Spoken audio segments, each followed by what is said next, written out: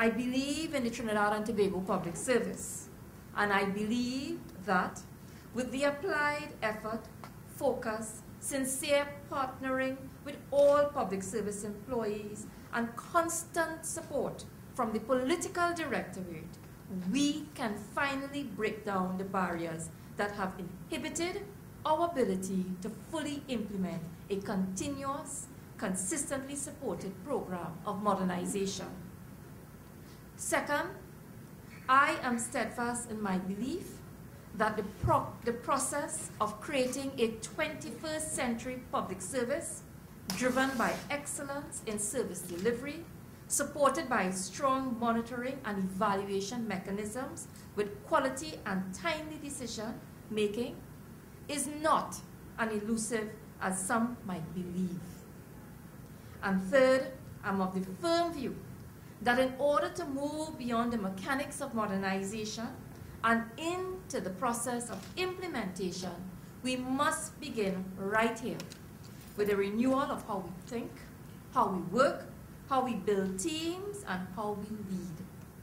Let me also be frank with you about a perspective which we have all at different times shared. Transformation has been an elusive dream and regularly promised deliverable for a very long time. I do not doubt that some in the public service may feel daunted rather than motivated by the mere mention of transformation. In a sense, we have over time become locked in the mechanics of transformation itself and may have released our concentration on the need to pursue implementation. What we must do this morning, therefore, as you approach this leadership and management program, is to bring the process back to its origin and ask, what really was the purpose of moves to transform and modernize the public service? Ladies and gentlemen, the public service affects the daily lives of each of our 1.3 million people in Trinidad and Tobago. Every day, our citizens are affected by the operations of our public service, whether it is through the use of public transport, access to passport renewable services, applications for scholarships and grants, requests for social relief, applications for a new birth certificate, safety and security provided by our protective services, use of the postal services, access of health services, and the list goes on. The public service impacts the lives of people on a daily basis. In fact, many of you will by now be familiar with the 7 interconnected pillars for sustainable development, which forms the basis of the commitments of the government of the People's Partnership, which it made with the people of Trinidad and Tobago. The fulfillment of these commitments and the attainment of the objectives of the 7 interconnected pillars depends on the delivery of efficient, focused, customer-centered government service delivery.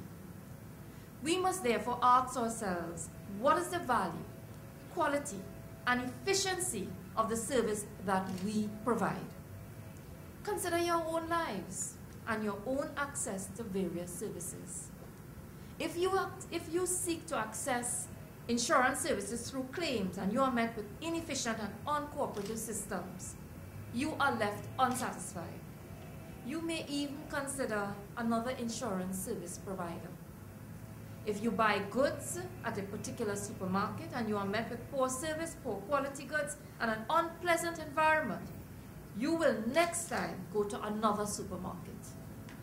In both of these instances alone, you expect efficient, reliable goods, quality, and excellent customer service. You pay for it, therefore you expect it and demand it. Similarly, the private and corporate citizens of Trinidad and Tobago pay for public services through taxes and direct fees.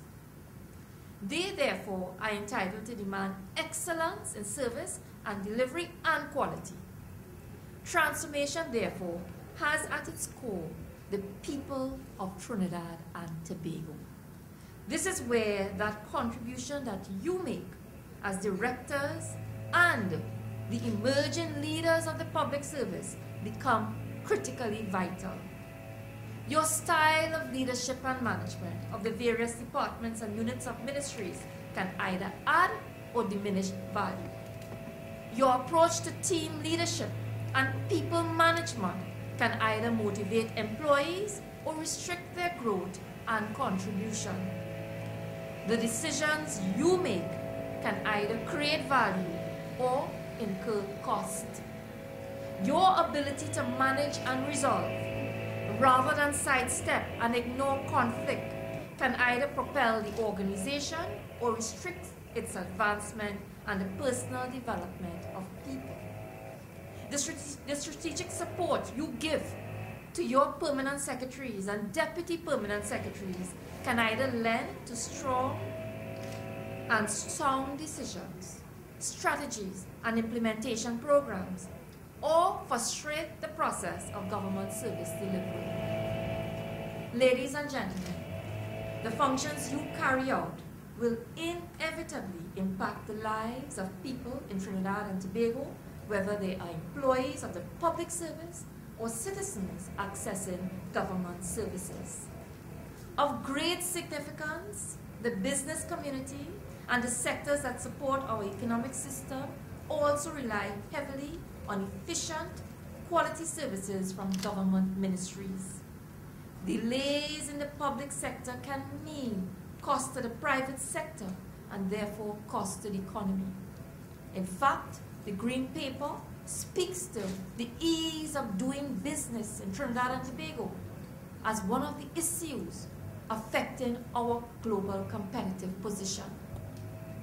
As you will no doubt agree, in the private sector, customer service delivery, corporate excellence, and efficiency have all improved by leaps and bounds over the last years.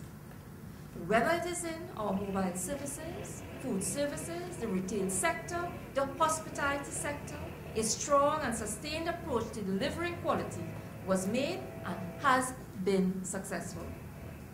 Our clients, our partners in sustainable development have recognized the need for modernization, pursued the process, implemented strategies, improved reliability and efficiency, and their operations have vastly improved.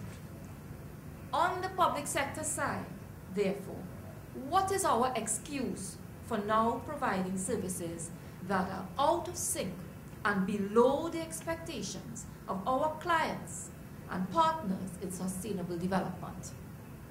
This reinforces my earlier point that as paying customers, you demand excellence, and therefore it should logically follow that as paying customers, the people of our country, the private sector, and all organizations accessing government services must be expected to demand excellence also.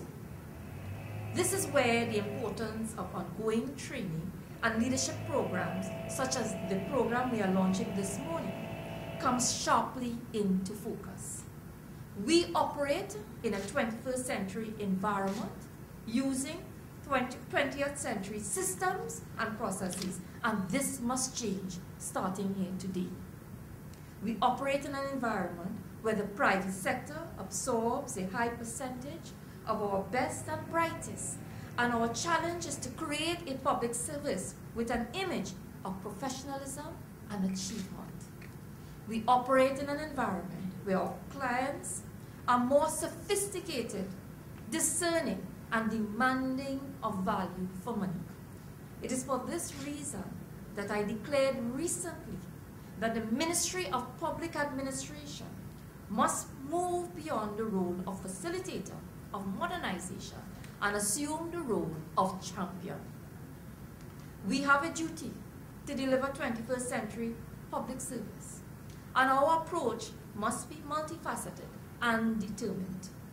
Among the most critical aspects in building the forward movement for modernization is human resource management systems and promoting leadership and management development. We must also entrench a citizen-centric value for money culture or service delivery which involves appropriate financial management, value creation and audits, bolstered by sound communication systems.